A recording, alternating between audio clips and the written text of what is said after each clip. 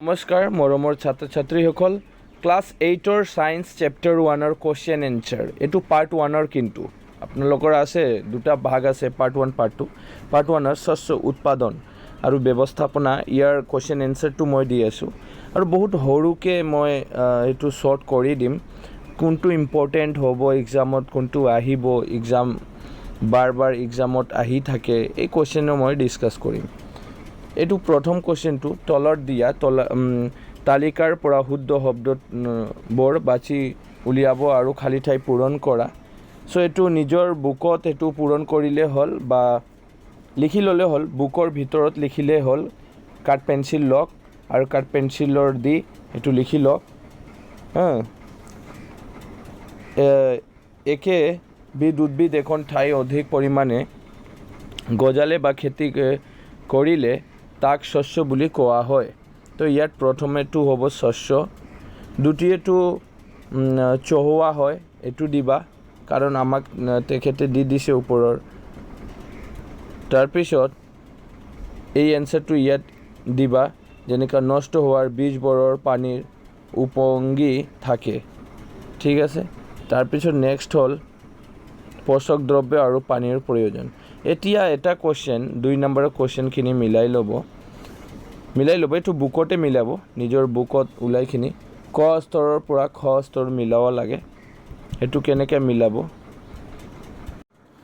এটো এনসাৰ খিনি মই তলত দি দিছো যেনেকা খাৰিফ শস্য ধান আৰু জৌ এনেকা মিলাই লওক এটো তো মূল কোৱেশ্চন খিনি এনে খাৰিফ শস্য এনেকা মিলালে হল বুকত মিলাই লওক ধান আৰু জৌ এটো মিলাই লওক তাৰ পিছত ৰবি শস্য গেহু বুট মটৰ মাহ তেনেকৈ ৰবি এটো মিলাই লব ৰবি শস্য এনেকা গেহু বুট মটৰ আৰু মাহ ৰবিটো এটো হ'ব এনেকা মিলাই লব ইয়াতে আছে ৰাসায়নিক সাৰ ইউৰিয়া আৰু সুপাৰ সালফেট ফসফেট বুলি কয় ফসফেট আৰু জৈৱিক সাৰটো হল প্ৰাণীৰ বৰ্জিত দ্ৰব্য গৰু মানে গোবৰ গোমূত্ৰ এটোৱে হল এটো জৈৱিক সাৰ মানে এনেকা এতিয়া মই 100% ইয়াতে মিলাই দি আছো জৈৱিক সাৰটো হল এনেকা জৈৱিক আটো হল ৰবিটো মই এটো দিলো খাৰিফটো এটো দিলো তাৰ ৰাসায়নিকটো এটো হ'ব ইউৰিয়া এনেকা মিলাই লব কাৰণ এটো পৰীক্ষাত বাৰ আহে ষ্টাৰ মাৰ্ক ভেৰি ইম্পৰ্টেন্ট প্ৰত্যেকৰ দুটা উদাহৰণ দিয়া খাৰিফ শস্যৰ দুটা উদাহৰণ ধান আৰু জৌ আৰু ৰবি শস্য গেহু আৰু বুট মাহ এটো লিখি লওক উত্তৰটো নেক্সট কোৱেশ্চন খিনি হল তলৰ দিয়া সমূহৰ বিষয়ে নিজা শব্দৰে একেটা দফা লিখা এটো ডাঙৰ লিখিব নালাগে মই আৰু ভাবি আছো যে সৰুকে কৰি দিম ইয়াত যিমান কেইটা আছে এটো এটা সৰুৱে আছে তথাপি মাটি চহোৱা কামেই হৈছে শস্য উৎপাদনৰ প্ৰথম কাম মাটি চহোৱাৰ ফলত মাটিৰ দৰা টিলা হয় আৰু উদ্ভিদৰ শিপা সহজে মাটিৰ তললৈ যাব পাৰে তদুপৰি টিলা মাটিয়ে কেঁচু আৰু বিভিন্ন উপকাৰী অনুজীৱ বৃদ্ধি সহায় কৰে যাৰ ফলত মাটিৰ হিউমাছৰ পৰিমাণ বাঢ়ে ইমান লৈকে লিখিবা মই সৰু কৰি দিম মোৰ চেনেলৰ গোটেই কেইটা কোৱেশ্চন বিলাক সৰুতে পাব আপোনালোকে হেতু মুখস্থ আমাৰ সোনকালে হ'ব এক্সামত আমি লিখিব পাৰিম যদি ডাঙৰ দি দিও তেনেহলে লিখিব নোৱাৰে আৰু পঢ়িব মুখস্থ কৰিব নোৱাৰে ইমানে লিখা ইমান লৈকে মাটিৰ পৰা আৰু বাঢ়ে ইমানে লিখিলে হল নেক্সট কোৱেশ্চন খিনি হল এটো স্ক্ৰিনশ্বট লৈ লওক স্ক্ৰিনশ্বট লৈ আৰামছে ধুনিয়াকে লিখক ঠিক আছে নহলে ভিডিওটো পোষ্ট কৰি লওক ভিডিওটো এনেকা দবাই দিয়ক মানে ভিডিওটো ৰখি যাব তাৰ পিছত লিখিলে হল তাৰ পিছত আকৌ ভিডিওটো চালু কৰিলে হল তাৰ পিছত ইয়াত দিলে তেখেতে বীজ সিঁচাইটো হল শস্য উৎপাদনৰ আটাইতকৈ প্ৰয়োজনীয় কাম বীজ সিঁচাৰ আগতে অধিক উৎপাদন পাবলৈ উন্নত জাতৰ বীজ বাছি ল'ব লাগে উন্নত জাতৰ বীজ সাধাৰণতে সাফাকৈ ৰখা তথা নিৰোগী ভাল সঁচৰ পৰা গোটোৱা হয় ইমানো লিখিলে হ'ব কোনোবাই বিচাৰে যে মই ইমান নেলিখিম আৰু সৰুকে হ'ব নেকি তেনেহলে আৰু সৰুকে ইমান লৈকে লিখিলে হ'ল মই দুটা ইয়াত বনাই দিছো এতিয়া ইয়াত দুটা বনাই দিছো প্ৰথমটো হল ষ্টাৰ্টিং পৰা লাগে ইমান লিখিলে হল কোনোবাই বিচাৰি আছে যে না অলপ ডাঙৰ লিখাটো আৰু ভালেই হয় এক্সামত, অলপ ইমানলৈকে লিখা, আৰু কোনোবাই বিচাৰি আছে যে মই সম্পূৰ্ণটো কৰিম, মোৰ কাৰণে সেইটো ইজিয়ে, তেনেহ'লে গোটেইকেইটা কৰিব। তাৰপিছত বনবাত নিৰোৱা। বনবাত নিৰোৱাটো হ'ল খেতি গজা, এইটো লিখিবা লাইনটো, খেতি গজা অলাগ তিয়াল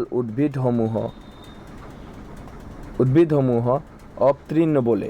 এই অপতৃণবোৰ আঁতৰোৱাকেই বনবাত নিৰোৱা বোলে। তাৰপিছত আৰু অলপমান লিখিবা, বেছি লিখিব নালাগে। এই অপতৃণবোৰ মাটিৰ পৰা পানী, পোষক দ্ৰব্য আদি আহৰণ কৰি শস্য বৃদ্ধিৰ প্ৰভাৱ পেলায়। ইমানলৈকে লিখিলেই হ'ব আৰু বেছি লিখিব নালাগে। কোনোবাই বিচাৰি আছে লিখিব পাৰে, একো নহয়। তাৰপিছত মৰণা মৰা। শস্য চপোৱাৰ পিছত শস্যৰ বীজবোৰ সি আৰু গা গছৰ পৰা পৃথক কৰা প্ৰক্ৰিয়াই মৰণা মৰা বোলে। গৰু ম'হ ট্ৰেক্টৰৰ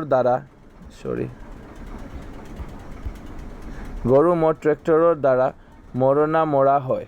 ইমানলৈকে কোনোবাই লিখিব বিচাৰে, ইমান সৰু আৰু লিখিব পাৰে, ঠিক আছে। আৰু কোনোবাই অলপমান ডাঙৰ কৰিব পাৰে, একো নহয়। এতিয়া হ'ল নেক্সট জৈৱিক সাৰ আৰু ৰাসায়নিক সাৰৰ প্ৰভেদ লিখিব লাগে। সেইটো মানে ইয়াত তোমালোকে কাম কৰিবা 1 নম্বৰ 2 নম্বৰ আৰু 3 নম্বৰ লিখিলেই হ'ব আৰু বেলেগ লিখিব নালাগে। তিনিটা প্ৰভেদ যেনেকা আছে তেনেকা টেবলখিনি বনাই ল'ব আৰু মুখস্থ কৰি ল'ব। জলসিঞ্চন ইমান সৰু নহয়, তথাপি মই সৰু কৰি দি আছোঁ, মানে সেইটো মানে আৰু ক'ব নোৱাৰোঁ মই, কাৰণ এইটো মানে সৰু কৰিব নোৱাৰোঁ, কাৰণ জলসিঞ্চনৰ ব্যৱস্থাসমূহ 100% ষ্টাৰ মাৰ্ক, এইটো আহিব এক্সামত। ইয়াৰ কাৰণে এইটো অলপ ডাঙৰ লিখিব লাগিব। পানী ছটিয়াও ব্যৱস্থা আৰু পানী নিগৰোৱা ব্যৱস্থা, এই দুটাই লিখিবা। ইমান আছে মই দিয়ে দিলোঁ, ইমান লিখিবা। স্ক্ৰীনশ্বট লৈ লওক, এইটো লিখিবা। স্ক্ৰীনশ্বট লৈ লওক, দুটা পদ্ধতি বৰ্ণনা কৰিব লাগিছিল, স্ক্ৰীনশ্বট ল'ব আৰু। নেক্সট হ'ল বৰ্ষা ঋতু যদি ঘেঁহু সিঁচা হয় তেতিয়া কি আলোচনা কৰা হয়। এইটোও ইমান সৰুৱে এনচাৰ, এইটো সৰু মই ক'ব পাৰোঁ, আৰু ডাঙৰ লিখিব নালাগে, ইমানে লিখিলে হ'ল। স্ক্ৰীনশ্বট ল'ব আৰু নহ'লে এইটো ভিডিঅ'টো পোষ্ট কৰি লিখিলে হ'ল। একে লেঠাৰিয়ে শস্য উৎপাদন কৰিলে মাটিৰ ডৰাত কেনে প্ৰভাৱ পৰে বৰ্ণনা কৰে। এইটো বহুত ধুনীয়া এনচাৰ, এইটো লিখি ল'ব এইটোও। তাৰপিছত অপতৃণ কি, সিহঁতৰ কেনেকৈ নিয়ন্ত্ৰণ কৰিব পাৰি, এইটোও সৰুৱে মই দিলোঁ, এইটোও লিখিবা। 10 নম্বৰৰ উত্তৰখিনি এনেকুৱা পেটাৰ্ণৰ অনুযায়ী, যেনেকৈ পেটাৰ্ণ আছে ইয়াত, এটাৰ পৰা এটা, ঠিক এনেকুৱা লিখিলেই হ'ল। আৰু যদি কোনোবাই কমা দিব বিচাৰে লিখিব পাৰে, এইটো কমা, তাৰপিছত সেইটো লিখিব, তাৰপিছত কমা, এইটো লিখিব, তাৰপিছত কমা, এইটোও লিখিব পাৰে, একো নহয়। এনেকৈ লিখিলেই হ'ল। তাৰপিছত 11 নম্বৰৰ যি কুৱেশ্যনটো আছে এইটো লিখি ল'ব তহঁতে, কুৱেশ্যন আৰু তাৰপিছতে খালী ঠাই আছে। জলসিঞ্চন বুলি কোৱা হয় শীতকালত খেতি কৰা শস্য, ৰবি শস্য, এবিধ ৰাসায়নিক সাৰ ইউৰিয়া, আৰু চপোৱা শস্যৰ পৰা ধান পৃথক কৰা তাক কামক কি বুলি কোৱা হয়, মৰণা বুলি কোৱা হয়। তো এইকেইটা লিখি লওক। এইটো বুকতো লিখিব পাৰে, বুকত লিখি লওক, নিজৰ কিতাপত এইটো লিখি লওক, ছাইডত লিখি লওক আৰু নালাগে। আৰু এইবিলাক এনচাৰটো নিজকে এটা পেটাৰ্ণৰ অনুযায়ী এইটো বনাই ল'ব। আৰু মই এটা কথা ক'ব বিচাৰোঁ, মোৰ চেনেলত তোমালোকৰ কাৰণে ভেৰি ইম্পৰ্টেণ্ট কুৱেশ্যন এক্সামৰ আগত মই দি দিওঁ, তাৰপিছত এনচাৰবিলাকো সৰুকৈ দিওঁ। ইয়াৰ কাৰণে একে ছাবজেক্ট নহয়, আমাৰ এই চেনেলত হিন্দী হওক, ছ'চিয়েল হওক, ছায়েন্স হওক, মেথছ হওক, যি হওক না কিয় গোটেইকেইটাই, অসমীয়া MIL হওক, এতিয়া MILটো চেঞ্জ কৰিছে, এইটো হওক, গোটেই পাব। ইয়াৰ কাৰণে ছাবস্ক্ৰাইব কৰি ৰাখিব, এইটো মই ৰিকুৱেষ্ট কৰোঁ তহঁতৰ নিজৰ কাৰণে।